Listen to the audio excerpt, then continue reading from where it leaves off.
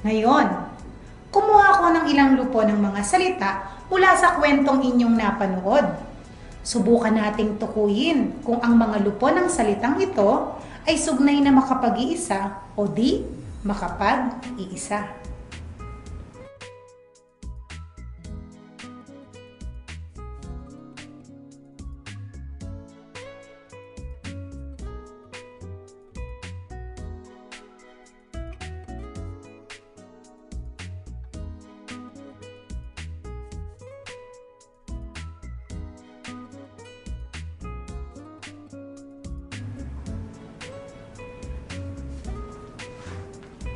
Ngayon, subukan naman nating sagutan ang mga pagsasanay o ilang pagsasanay na aking inihanda.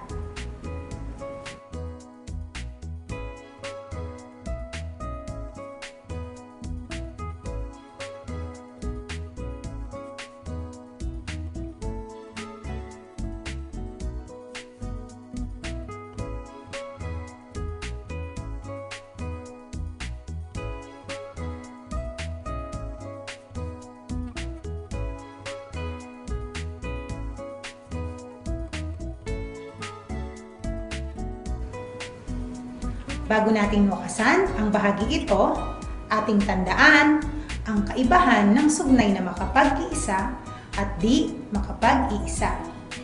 Kapag sinabi nating sugnay na makapag-iisa, ito ay binubuo ng paksa at panahuli.